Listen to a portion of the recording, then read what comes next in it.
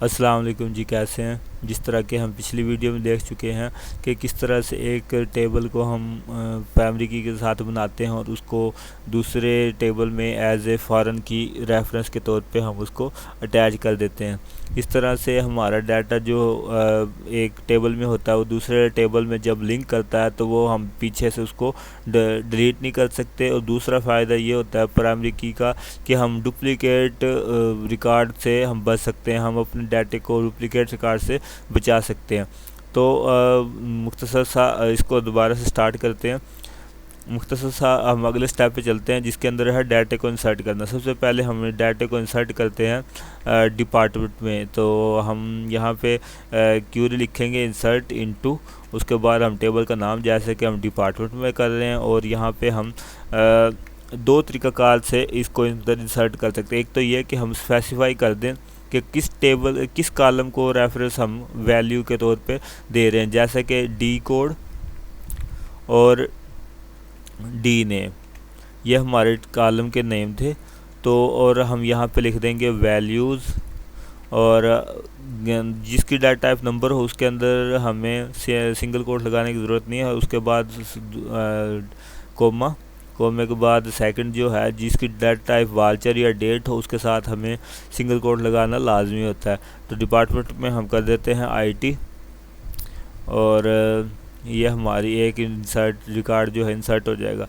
दूसरा जो तरीक़ाकार इंसर्ट करने का वो है, अगर आप इसको कॉलम को स्पेसिफाई नहीं करते, सिर्फ वैल्यूज़ दे देते हैं, फिर भी हमारा डाटा इंसर्ट हो सकता है। जैसा कि इंसर्ट इनटू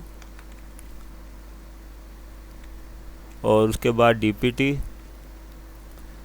और यह हमारा हो गया हम डायरेक्ट लिख देंगे वैल्यूज़, और हमारे 2 नंबर होगी। उसके बाद हमारा होगा HR, ये हमारा सेकंड रिकॉर्ड इंसर्ट हो जाएगा। हम इसको जो है इसको टेस्ट कर लेते हैं। पहले हम इस रिकॉर्ड को कॉपी करते हैं और चेक करते हैं कि ये काम कर रहा है। ये मैंने पेस्ट कर दिया, वो कह रहे हैं एक वन रिकॉर्ड इंसर्टेड। उसके बाद हम सेकंड रिकॉर्ड को चेक कर लेते हैं।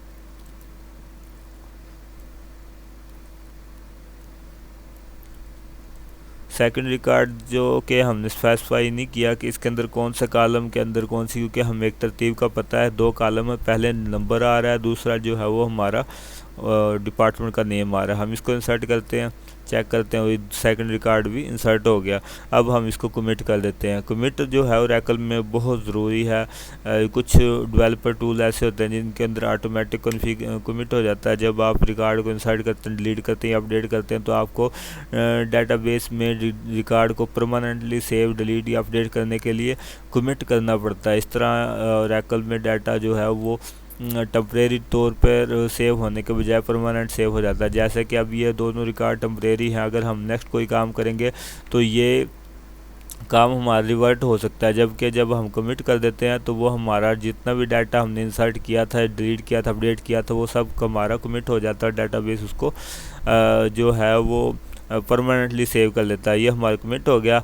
अब हम चेक करेंगे कि हमारे टेबल में क्या कौन सा डाटा, हम यहाँ पे लिखेंगे सिलेक्ट स्टैटिक फ्रॉम, उसके बाद टेबल का नाम जैसे कि हम जानते हैं डीपीटी। तो हम इसको कॉपी कर लेते हैं और चेक करते हैं कि हमारे डेटाबेस में कोई इस कॉलम में क्या क्या वो कह रहा है। डी कोड जो है वो एज ए प्राइमरी की था, तो वो हमारा पहले नंबर पे IT आ रहा है, दूसरे नंबर पे HR आ रहा है। और तीसरा जो रिकॉर्ड इंसर्ट करने का तरीक़ाकार है वो ये है कि मैं रेफ़र करता हूँ कि आप इंसर्ट को किसी भी टेबल में डाटा को इंसर्ट करने के लिए आप हमेशा कॉलम को स्पेसिफाई लाजमी करें। जैसे कि अब पहले हम डी कोड कर रहे थे, हम पहले करेंगे अब डी नेम, और उसके बाद फिर हम उसको कर देंगे डी कोड को सेव। अब इसी तरह तरतीब से हम उसकी वैल्यूज़ दे देंगे। वैल्यूज़ हमारे पास आ गई, और वैल्यूज़ में हम दे देते हैं टेस्ट के नाम से, कोमा सिंगल कोड, उसके बाद कोमा, उसके बाद फिर हम इसको दे देते हैं 2। अब क्या होगा, प्राइमरी की को पहले हम 3 करके देखते हैं ताकि हमारा जो मकसद है ये करने का वो पूरा हो जाए। अब मैंने वैल्यूज़ को स्पेसिफाई कर दिया कॉलम को, तो उसके मुताबिक मैंने वैल्यूज़ को भी मॉडिफाई कर लिया। पिछली मिसाल में हमने देखा पहले डी कोड आ रहा है तो उसकी डी कोड जैसे हमने तरतीब से इंसर्ट किया, डी कोड को टेबल बनाते हुए हमने कॉलम को एक तरतीब से रखा, उसी तरतीब से हमने डाटा इंसर्ट कर दिया तो कोई इशू नहीं बना। अगर हम उसको स्पेसिफाई नहीं करेंगे कॉलम को, हम डायरेक्ट इंसर्ट कर देंगे डाटे को एक तरतीब के साथ, वो फिर भी इंसर्ट कर देगा। लेकिन अगर हम उसके कॉलम की जगह को रिप्लेस कर देंगे और उसके मुताबिक हम वैल्यूज़ देंगे, फिर वो क्या करता है, फिर भी उसको डाटा जो है वो सेव करना चाहिए और वो डाटा को इस तरह से इंसर्ट कर देता है। इस तरह हमारा तीसरा रिकॉर्ड भी इंसर्ट हो चुका है, जिसमें हमने डी नेम को पहले कर लिया, डी कोड को बाद में कर लिया, जिससे हमें और हमारे डाटाबेस को कोई फ़र्क नहीं पड़ा। इसको भी हम कमिट कर देते हैं। तो ये हमारा डाटा जो है वो सेव हो चुका है। अब हम इसको दोबारा से चेक करते हैं। सेलेक्ट स्टैटिक फ्रॉम टैब, जो भी हमारा टेबल होगा वो हम टैब की जगह पे रख देंगे डिपार्टमेंट को। तो अब हमारे पास 3 जो है वो रो हो चुकी हैं डाटे के तौर पे। अब हम इसको इंसर्ट करेंगे एज ए फॉरेन की के तौर पे एम्प्लॉय में। तो अब हम इंसर्ट करते हैं एम्प्लॉय को, इंसर्ट इनटू एम्प्लॉय, और हम स्पेसिफाई करते हैं डी कोड को पहले, उसके बाद ई कोड को और ई नेम को, और इसकी वैल्यूज़ देते हैं हम। डिपार्टमेंट हम देंगे 1 जिसमें हमारा आईटी है, और एम्प्लॉय का कोड 1 हम देंगे, और यहाँ पे हम दे देंगे आरिफ। पहला जो हमारा एम्प्लॉय होगा वो होगा एज ए आरिफ। हम इसको इंसर्ट करते हैं तो वो हमारे एक रिकॉर्ड को इंसर्ट कर चुका है।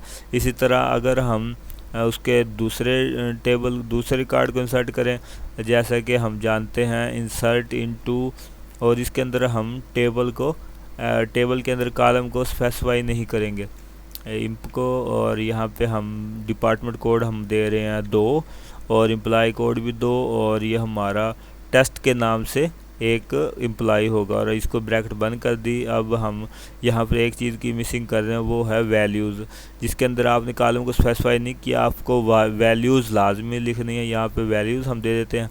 अब अभी इसको कॉपी करके इंसर्ट करके देखते हैं क्या कहता है। हमारा रिकॉर्ड इंसर्ट हो चुका है। तो अब हम इसको कमिट कर देते हैं।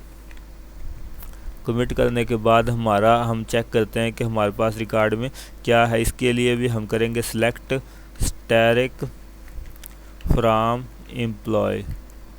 हम इसको कॉपी करके चेक करते हैं हमारे पास रिकॉर्ड कौन कौन सा है। वो कह रहा है कि 2 रिकॉर्ड हैं, एक आरिफ के नाम से है, एक टेस्ट के नाम से, और हमारे पास जिसका रेफरेंस है वो डी कोड है। अब हमने ये डी कोड को डिलीट करके देखना है कि डिपार्टमेंट में से हम डिलीट करके देखें। नेक्स्ट वीडियो में हम देखेंगे इस तरह हम रिकॉर्ड को अगर डिलीट करें तो फॉरेन की का और प्राइमरी की का आपस में किस तरह से ताल्लुक़ होता है और हम उसको डिलीट कर पाते हैं या नहीं, इसके लिए हम नेक्स्ट वीडियो में देखेंगे। ओके, ख्याल रखिएगा अपना। अस्सलाम वालेकुम।